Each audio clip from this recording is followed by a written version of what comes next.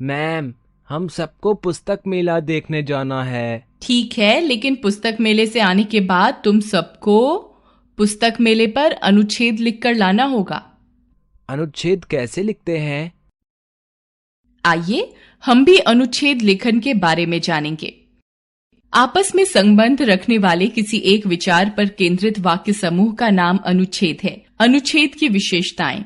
अनुच्छेद एक सुगठित वाक्य समूह होता है जिसमें विषय का विस्तार एक विचार बिंदु तक सीमित रहता है। अनुच्छेद अपने आप में पूर्ण होता है, इसमें विषय से बाहर की कोई बात नहीं आने पाती। सुगठित प्रभावपूर्ण अनुच्छेद लिखना एक कला है। अनुच्छेद लेखन में ध्यान रखने योग्य मुख्य बातें। अनुच्छेद लिखते समय निम्नलिखित मुख्य बातों को ध्यान में रखना चाहिए। अनुच्छेद का आरंभ सीधा विषय से संबंधित होना चाहिए। अनुच्छेद के वाक्य छोटे और आपस में विषयानुसार जुड़े होने चाहिए। भाषा सरल, स्पष्ट और रोचक होनी चाहिए। अनुच्छेद अधिक बड़े नहीं होने चाहिए। सामान्यतः 80 से 100 शब्दों में अनुच्छेद लिखा जाता है।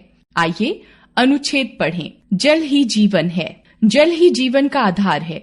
मनुष्य बिना भोजन के कुछ दिन, बिना जल के कुछ घंटे और बिना वायु के कुछ मिनटों तक ही जीवित रह सकता है। मनुष्य के जीवन में जल का विशेष महत्व है। हमारे शरीर का लगभग 2/3 भाग जल का ही होता है। जल के अनेक उपयोग हैं। हमारे शरीर के साथ साथ इसकी घरेलू कामों, उद्योगों और कृषि कार्यों में विशेष भूमिका होती है। जल अपने आप में एक पोषक पदार्थ है, साथ ही यह अन्य पोषक तत्वों का वाहक भी है।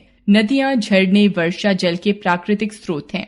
जल प्रदूषित न हो, इसके लिए हम सभी को सचेत और जागरूक रहना चाहिए। प्रदूषित जल में अनेक प्रकार के जीवाणु होते हैं जो प्रत्यक्ष या परोक्ष रूप से अनेक शारीरिक रोगों के कारण बनते हैं। जल को प्रदूषित होने से बचाने के साथ साथ जल का कभी अपव्यय नहीं करना चाहिए। जल की एक एक बूंद कीमती है। जल की उपयोगिता को ध्यान में रखते हुए जल को स्वच्छ रखना और उसके दुरुपयोग को रोकना हम सभी का नैतिक कर्तव्य है। किसान।